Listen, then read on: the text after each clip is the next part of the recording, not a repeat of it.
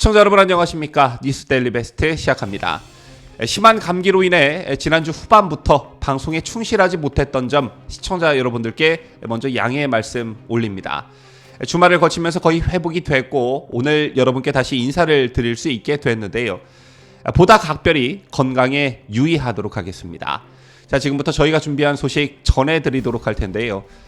지난주 검찰이 청구한 이재명 더불어민주당 대표에 대한 구속영장 청구서를 보면 이재명의 배임 액수는 4,895억 원으로 나와 있고 성남FC와 관련한 제3자 뇌물 액수는 133억 원입니다. 이 둘을 합치면 거의 5천억 원에 육박하는데 저희는 단군 이래 최대의 범죄 액수입니다. 이례적으로 이원석 검찰총장까지 나서 천문학적 개발 이익을 나눠 갖게 한 지역 독착 비리로 규정지었고 검찰의 영장에도 징역 11년급의 준범죄라는 말이 등장했죠. 자, 그만큼 죄질이 나쁘고 범행 금액 측면에서 중형 선고가 불가피하다는 것입니다. 또 이런 어떤 법리적인 부분들 말고 이재명과 관련한 여러 가지 의혹과 혐의들은 국민적 관심을 받아온 사건들로 마땅히 수사하고 기소하고 재판에서 유무죄를 가려 진실을 반드시 밝혀내는 과정들이 필요했습니다. 자, 그런데 이런 당연한 과정들을 거치는 데 있어서 이재명과 더불어민주당은 이를 철저히 가로막고 있습니다. 방귀 낀 놈이 성낸다고 오히려 적반하장식 태도를 취하고 있는데요. 저런 이재명과 더불어민주당의 행태에 민심이 반응하기 시작했습니다. 오늘만 해도 2개의 여론조사가 발표됐는데, 자, 우선 엠브레인 퍼블릭, K-스탯 리서치, 코리아 리서치, 한국 리서치 등 4개의 여론조사 기관이 2주마다 공동 실시하는 전국 지표 조사를 보면 2월 3주차 민주당 지지율은 26%로 나타났습니다. 조사가 시작된 2020년 7월 이래 가장 낮은 수치로 6일 지방선거 참패 여파가 지속하던 2022년 6월 5주차 조사와 동일한 결과입니다.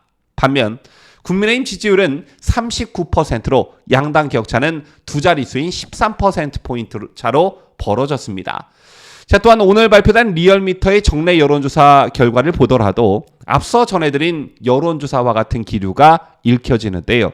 자, 오늘 여론조사 기관 리얼미터의 정례 여론조사를 보면 국민의힘이 2.5%포인트 오른 45%, 더불어민주당이 2.9%포인트 내린 39.9%로 나타났습니다. 국민의힘과 민주당 간 격차는 5.1%포인트로 리얼미터 조사 기준 국민의힘 지지도가 민주당을 오차범위 밖에서 앞지른 것은 지난해 6월 4주차 조사 이후 약 8개월 만입니다.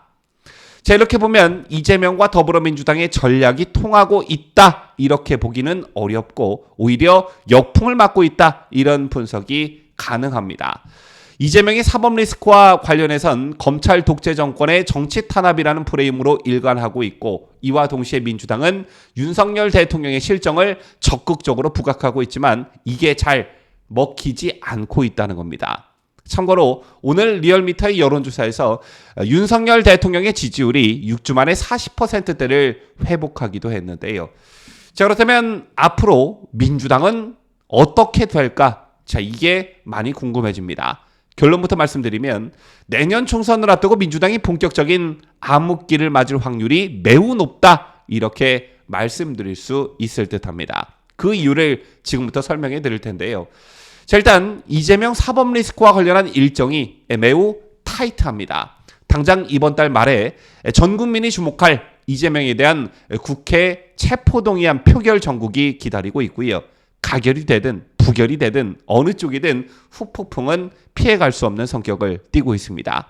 자, 그리고 이걸 수습하기도 전에 다음 달엔 이재명이 대선 후보 시절 허위 사실을 공표한 혐의로 기소된 사건에 대한 재판이 본격적으로 시작이 됩니다. 공직선거법 위반 혐의에 대한 첫 공판 기일이 다음 달 3일로 정해졌죠. 피고인인 만큼 이재명은 특별한 사정이 없는 한 재판 때마다 법원에 나와야 합니다. 지금까지 검찰발 사법 리스크였다면 이제 여기에 더해 법원발 사법 리스크가 본격적으로 시작이 되는 것입니다. 자, 여러분 아시다시피 선거법 사건은 100만 원 이상 벌금형이 확정되면 당선 무효가 되죠. 선거법 사건 재판 기간은 원칙적으로 6개월인데 그 과정 자체가 이재명과 민주당으로선 그야말로 악재입니다. 특히 이 선거법 위반 혐의와 관련해선 대장동 사건으로 날카롭게 대립하고 있는 옛 측근 유동규 전 본부장이 증인으로 채택이 됐는데요. 유동규 씨가 이를 갈고 있는 재판이 바로 이 재판이지요. 유동규 씨가 변심하게 된 계기가 이재명이 김문기 개발 1처장을 몰랐다는 것에 심한 배신감을 느꼈다는 것 아니겠습니까? 그 이후로 연일 이재명에게 타격을 주는 폭로를 쏟아내고 있습니다. 이 밖에 대장동 사건의 다른 핵심 인물들도 줄줄이 증인석에 앉게 되는데 이런 공방에 이재명이 빨려 들어갈 가능성이 매우 높습니다. 지금까지는 어떤 대리인 성격, 쌍방울과 관련해선 이화영 대 김성태, 대장동과 관련해선 남욱, 정영학, 유동규 대 김만배 이런 식이었다면 이제는 이재명과 직접적인 1대1 구조가 형성이 되는 것입니다. 그리고 또 중요한 점 한 가지가 더 있죠. 해당 재판에서 이재명이 당선 무효형에 해당하는 벌금 100만 원 이상을 확정받으면 중앙선관위로부터 보전받은 선거 비용을 민주당이 다시 뱉어내야 합니다. 그 금액, 즉 대선 보전 비용은 434억 원에 달하는데 쟤는 300억 원대로 추정되는 민주당 여의도 당사를 팔아도 못 채우는 어마어마한 금액입니다. 만약 민주당이 제대로 돈을 못 내면 매분기 나오는 선관위의 경상보조금이나 2024년 총선 때 선거지원금을 차압당하는 사태가 발생하고 또 벌금 100만 원 이상형이 확정될 경우 5년간 공직선거 출마 자격이 박탈되는 만큼 이재명 하나의 목을 메고 있는 민주당으로선 그야말로 엄청난 타격을 받게 됩니다.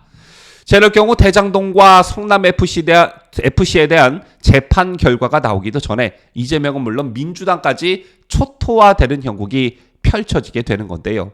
어쨌든 이재명과 민주당은 대장동과 성남FC 그리고 쌍방울 관련 대북 송금 의혹을 차치하더라도 선거법 문제가 최종 결론이 날 때까지 가슴을 졸여야 할 처지에 놓이게 된 것입니다.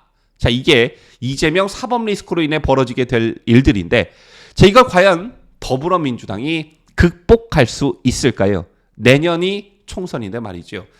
현재로선 민주당이 할 수 있는 건 지금까지 쭉 해왔던 것처럼 김건희 특검법을 밀어붙인다던가 다수 의석을 앞세워 계속 방탄국회를 이끌던가 이것도 아니라면 개딸들을 동원한 장외 집회를 계속한다던가 이것 외에 뾰족한 묘수가 없어 보입니다. 그런데 이런 것들에 대한 즉 민주당의 행태에 대한 민심이 벌써부터 반응을 하기 시작했습니다. 지지율이 급락하고 있고 강성 지지층들이 매주 서울 도심에서 벌이는 집회 또한 국민적 호응을 전혀 이끌어내지 못하고 있습니다. 여기에 더해 민주당 내 내분 사태는 언제 터질지 모르는 화라산 같아 보이지요.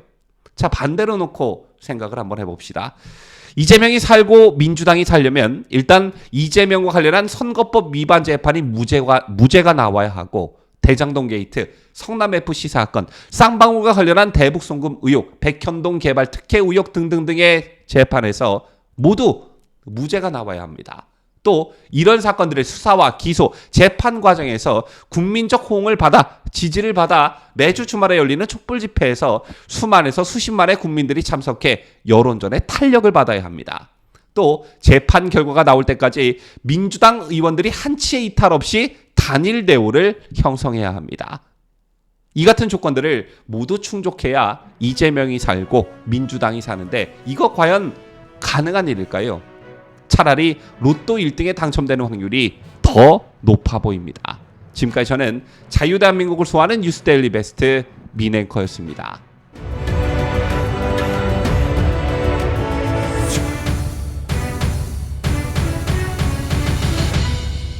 함께해요. 뉴스데일리 베스트.